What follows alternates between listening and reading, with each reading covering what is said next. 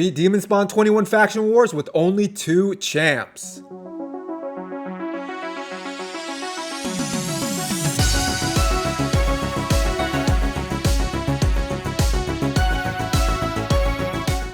What is going on, Raiders? Soda Dragon here, showing you a duo that can beat Demonspawn 21. The best part of this team, it is very budget friendly. So who's in our team?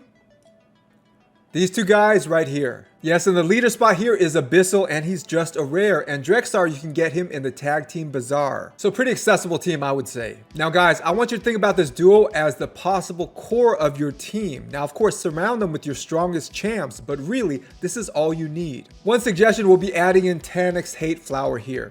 She makes the run so much easier, and yeah, you get her for free. So definitely, if you have her, add her in. But she is not a necessary part of this comp. That's why I didn't include her with the run that I'm going to show you.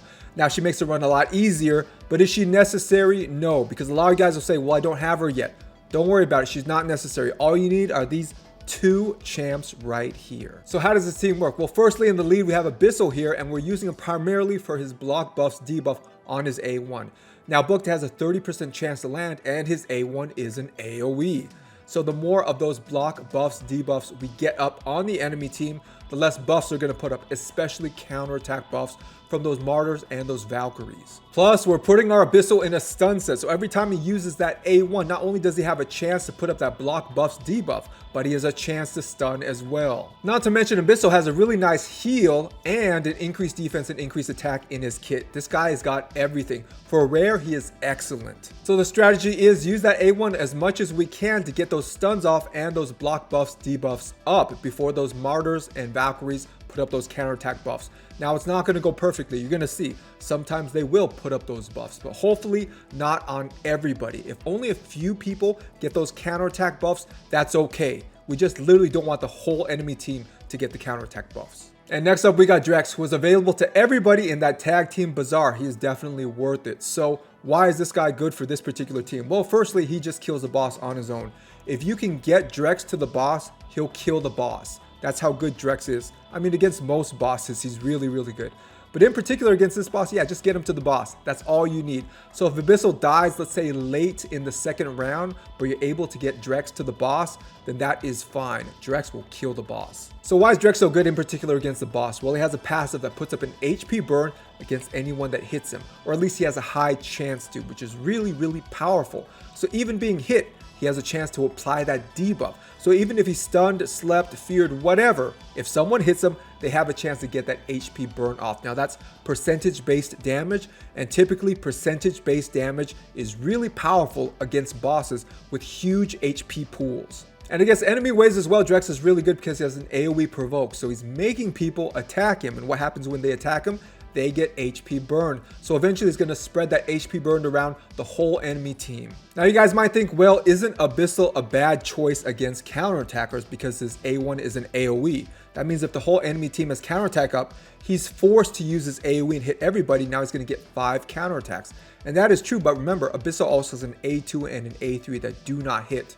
So the general strategy is, if a few people have counterattack, then I'm going to still use Abyssal's A1 to try to stun and try to put up that block buffs debuff. But if, let's say, 4 or more people have counterattack on the enemy team, then I'm going to use Abyssal's A2 or A3 or both consecutively to hopefully not have to use my A1 to proc those counterattacks. So I like to try to play it safe with Abyssal. So no, you do not always have to use Abyssal's A1. He has that A2 and the A3 available as well when too many people have that counterattack up. So for Drex, I pretty much always use his AoE provoke even if the whole enemy team has counterattack on them. Because he's a pretty tough dude, plus if he needs extra healing, Abyssal is there for that extra healing, plus Abyssal can put up that increased defense buff if we need to on Drexer. But Drexer is pretty tough, so I pretty much always use that AoE provoke when it's available. So guys, in wave 2, if too many of those enemies have those counterattack buffs up from those Valkyries, then make sure you use Abyssal's A3. It puts buffs on your team, and what's that going to do? It's going to turn meter boost those Valkyries and the other enemies on the team because of Valkyrie's passive Jealousy. What does that mean? It means it's going to make them take their turns faster. What does that mean? It means those buffs are going to fall off faster. So really, by buffing your team against those Valkyries when they have those counterattack buffs up, you make them waste their turns faster. So definitely take advantage of Abyssal's A3 when those Valkyries have those counterattacks up. So our strategy when we get to the boss is turn it on full auto. Now you want targeted auto, so who are you going to kill first? You want to kill off those ads. In any order, it doesn't matter. Kill off both of those ads first, and that is it. Because if you don't, those ads will keep on healing the main boss and you'll never get anywhere, so kill off the ads first. So as far as the true fears and provokes from the main boss, don't worry about it. They can be resisted. What cannot be resisted is your chance to get frozen when you hit this main boss. But if you have Drex, it doesn't matter because the boss is going to hit you and proc that HP burn. So it really doesn't matter that small chance of being frozen when you hit the boss. Abyssal's gonna die when we get to the boss, but it doesn't matter. Drex has it handled. So the strategy does rely on stuns proccing sometimes from that stun set on Abyssal. So obviously if you go through a run and no stuns proc, then yeah, you're probably gonna have to restart your run. But if some stuns proc, then you should be fine. So this is a manual run for the first 2 rounds until we get to the boss. Once we get there, it is full auto.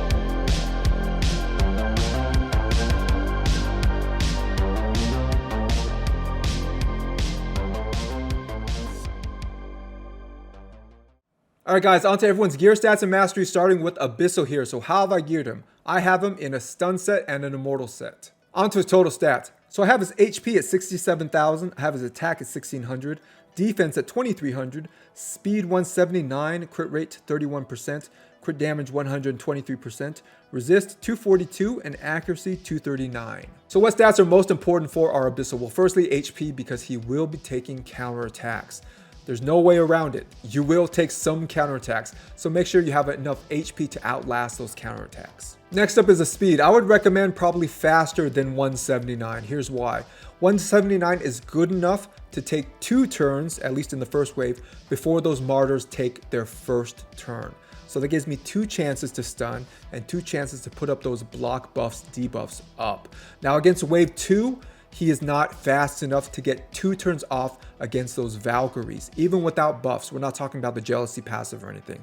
He's not fast enough. So I'd actually recommend a little bit faster to make sure you can get at least 2 turns off against those Valkyries in round 2. So that might be 185 to 190 speed. So for stage 21, if you're looking at landing debuffs, whether it's against those enemy waves or against the boss, we're looking at having plus 200 accuracy. So shoot for plus 200 accuracy. Now how about resisting debuffs? We're looking at 300 plus resistance. So if you want to reliably resist all those debuffs, then you need 300 plus resistance. So you see my resist is not quite up there, but my accuracy is there at 200 plus. So as far as the book situation, I would recommend booking out the A1. So use as many books as you need to until this A1 is fully booked out. You need that increased chance to land that block buffs debuff. Remember, that's like the main reason you're using this guy, and it matters a lot. So definitely book out this A1 if you can. Now, if you're using a full team of 5, it might not be necessary to book out the rest of his skills, but whenever you're using Abyssal, honestly, I would recommend try to book out that A1. Onto his masteries. So down the defense tree here, we do have Retribution. So when Abyssal takes a big hit, he has the chance to counterattack with his A1, which has that chance to put up that block buffs debuff and put up that stun, and it's an AoE, so really good for Abyssal. And here we do have Fearsome Presence. So the base chance to stun from the set is 18%, but when we add Fearsome Presence in, now we get a 23% chance to stun. So really good for Abyssal. So down the support tree, we do have Sniper here. So this increases the chances of landing that block buffs debuff from his A1. Now booked is 30% chance, but with Sniper, we're getting a 35% chance with it. So it actually makes a big difference. So definitely get Sniper.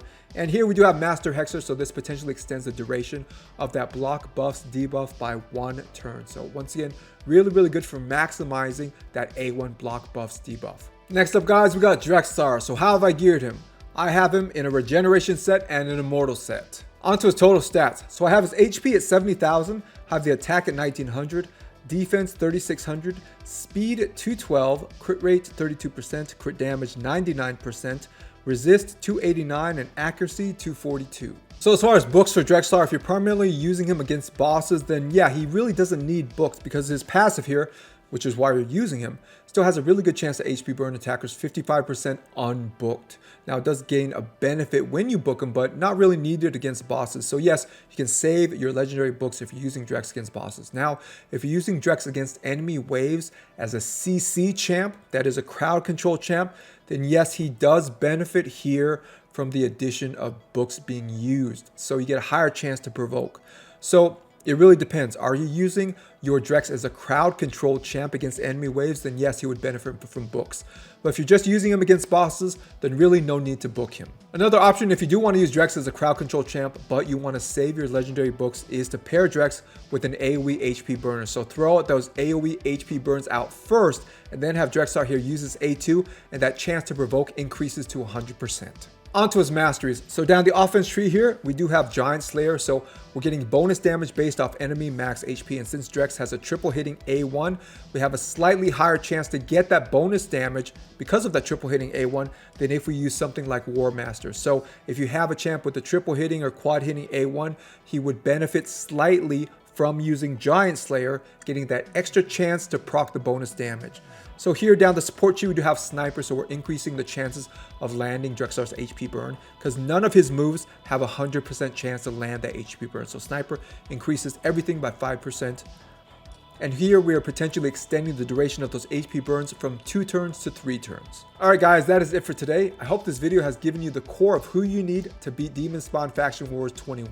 So let me know in the comments if this video was helpful and who you use to beat Demonspawn Stage 21. And if you haven't yet, like, subscribe, and share, turn on all notifications, stay safe, and I will see you guys in the next video.